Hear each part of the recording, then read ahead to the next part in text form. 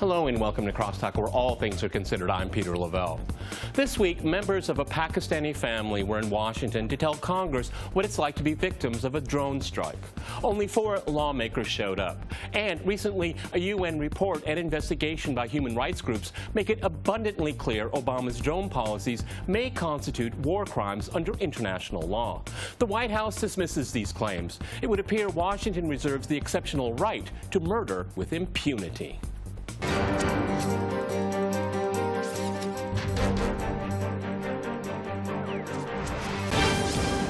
To Crosstalk Washington's drone policies, I'm joined by Medea Benjamin in Washington. She is a co-founder of Code Pink and author of Drone Warfare. Also in Washington, we have Morris Davis. He is a professor at the Howard University School of Law.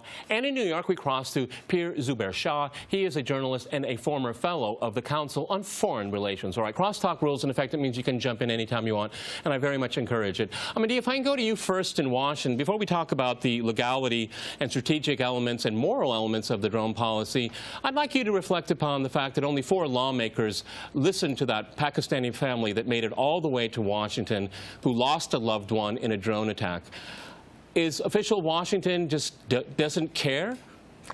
Oh, definitely. I don't think official Washington cares very much. If they did, they would have done something over all these years that we've been using drones to try to get to the bottom of it. They haven't demanded that the legal justification for drones be made public. They haven't demanded that secondary strikes where people are killed just on the basis of suspicious behavior be stopped.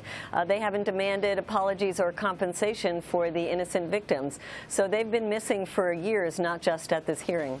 Morris, how do you reflect upon that? Because I watched the testimony. It was quite moving. Do you think it's going to impact at all the way the Obama administration applies this policy? Because it's shrouded in mystery still, and there's no recourse, and they don't seem to want to answer any serious questions or investigations that have been made recently that come from what most people would say reliable sources and organizations.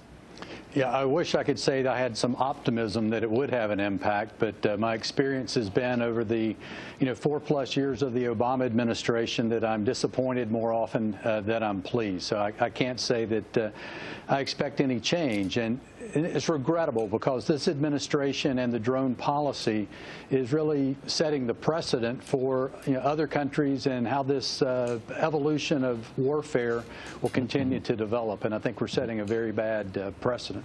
Well, Pierre, it looks like to me in New York here, it looks like the Obama administration is just impervious to any kind of investigation. I mean, Human Rights Watch and other organizations, by any definition of international law, these are war crimes.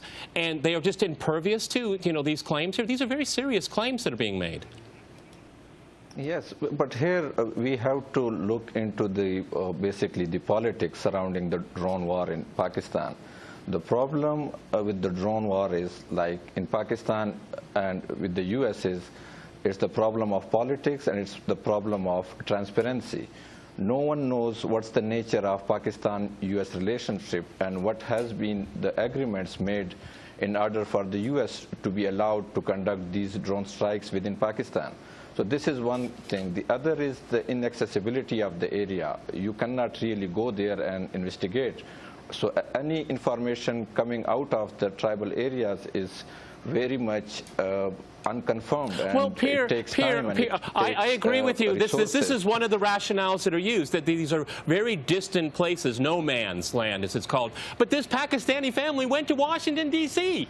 I mean, does that mean anything? Does it count for anything that their mother was murdered by a drone, and there's no accountability whatsoever? And just as Medea said in the beginning of the program, no explanation, no compensation. I mean, what else do the people have to do to get the word out? Yeah, I mean, you are right, but the thing is that Pakistan is complicit in these attacks, and Pakistan should be held responsible. First of all, to tell to its people what's the nature of its relationship with the US, whether it has allowed the US to conduct these attacks or not.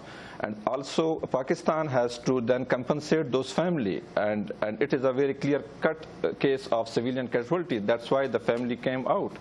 And there has been very few of these cases in which families have been given access to the international media and also have been allowed to visit the US. So the thing is that you have to take into the account the politics, as I said. The U.S., the problem here is that the program was acknowledged very late, and there is no transparency, and it's classified basically. Similarly, we don't know. Now President Musharraf tells us that we had an agreement with the U.S. to conduct these attacks. Similarly, there has been other reports in which the Pakistanis are telling us that, yes, there was some sort of understanding to conduct these attacks. So the point is that you have to take Pakistan also accountable in all these things. I would agree with you. I agree with you, but especially. Medea, if I can go back to you, under international law, and this is my point of view all the time, international law, the United States is not in a conflict, official conflict in Pakistan. Ergo, these attacks are illegal under international law. If the United States said, yes, we're in a military conflict with the state of Pakistan, then there's a little bit of wiggle room there. But still, they deny the obvious. Well, that's right. What they're saying is that the United States is at a war with al-Qaeda and its associated forces, which gives, according to the U.S. government, carte blanche to go in anywhere. But as Colonel Morris Davis said, this is a terrible precedent that we're setting for the rest of the world. And no matter what kind of arrangement was made with the Pakistani government earlier on, it certainly has not been made with the present government.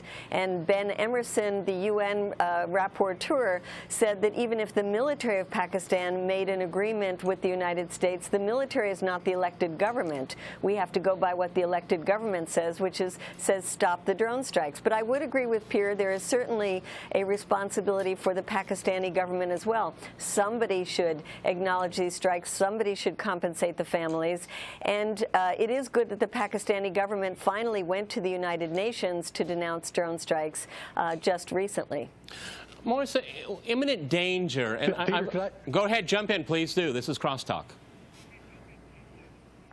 Yeah, if I could, I think one misnomer I'd like to clear up is we've talked about the drone program, and they're actually drone programs, plural, because we have two separate programs. We have one operated by the military that ostensibly should comply with the law of war, which Medea just mentioned, that crossing into Pakistan and whether we're at war there is a problematic question. But we have that military program that should operate within the law of war. And then we've created another paramilitary program operated by the CIA, which is a civilian agency. I mean, they have the same status under the law of war as arming the Postal Service or the Library of Congress.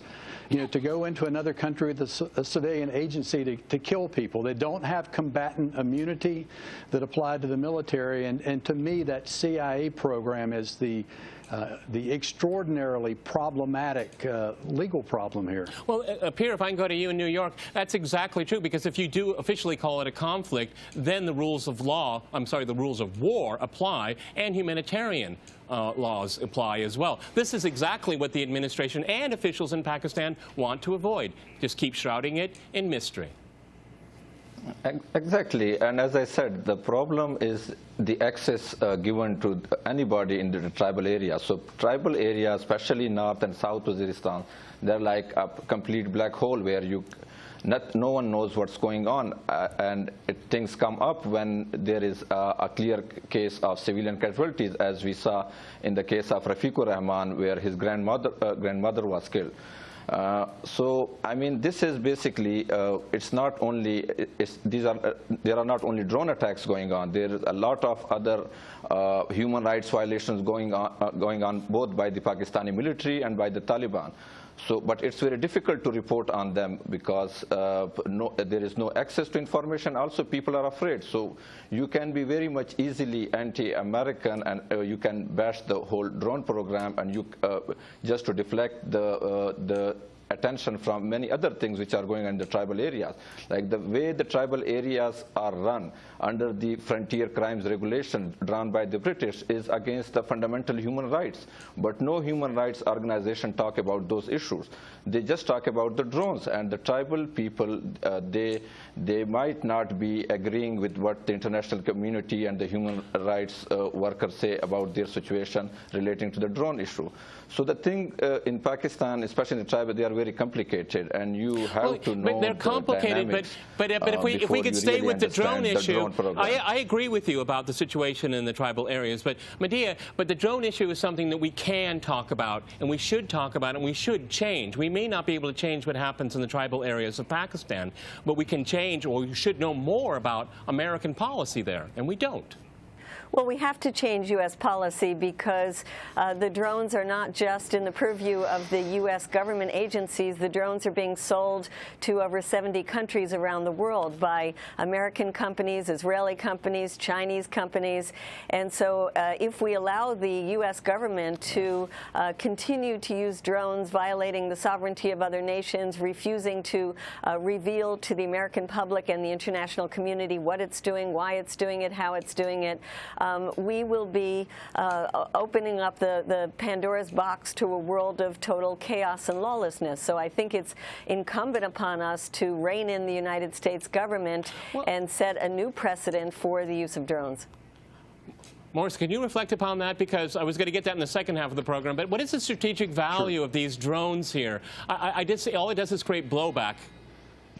Well, you know, the drone itself, and I think this discussion sometimes gets sidetracked by focusing on the drone, the platform. And it's not the platform that's the problem, it's the policy for how they're used. I mean, the drone is just another weapon system, and it's an F-16 or an A-10 or an Apache helicopter with the pilot sitting in a lounge chair rather than the cockpit. So I'm not opposed to the platform of the drone. It's the policy for how it's used. And, you know, for years now, we've been the only game in town. And when you can, you know, make up your own rules. The only game in town. On that note, we're going to go to a short break. And after that short break, we'll continue our discussion on drones. Stay with our team.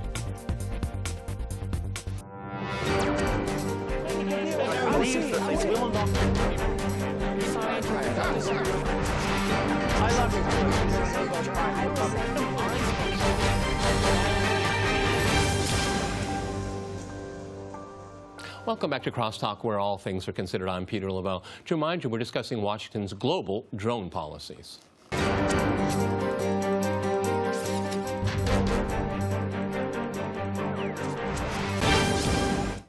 I'd like to go back to you, Morris, in Washington. You and Medea already mentioned something that I wanted to go into, and that is, let me give all three of you a hypothetical. Prince Bandar, we've been told, warned Russia that if it didn't change its position on Syria, that it could make things at the Sochi Olympic Games a bit uncomfortable in terms of terrorism. So, Morris, let me ask you this. Let's say with that kind of knowledge, Russia knows that the Sochi Games are going to be under threat by terrorists somewhere in the world, and Russia has drones. And maybe, because of self-defense, using exactly the same logic being applied in Washington today, Russia strikes, let's say, Saudi Arabia. So what do you think the world's response would be, and what would Washington's response be? Would it be just hypocritical, or would it say Russia is the aggressor? Well, Washington has certainly not been hesitant to be hypocritical. I mean, there have been any number of practices in the post-9/11 era where we've condemned others for doing exactly what we have done. And again, that's my concern and the precedent that we're setting on the use of drones. So I think the solution, or what I would like to see happen, is there needs to be an international consensus. You know, we're applying the Geneva Conventions and the international humanitarian law that's largely a byproduct of World War II that didn't contemplate these kinds of weapons. And on the horizon, we've got autonomous weapons that'll make their own decisions. So I think we need to have an international discussion and come up with rules that we can all agree upon on how this kind of technology can be used. Peter, what about that? Because, I mean, we have countries now developing, and Medea has already told us there's export of these weapons around the world. So far as I can tell, it's Israel, the UK, and the United States use them the most here. But in the next few years, they're going to proliferate immensely. And then we have absolute chaos, more violence than we already have right now. I mean, is Pakistan even prepared for something like that?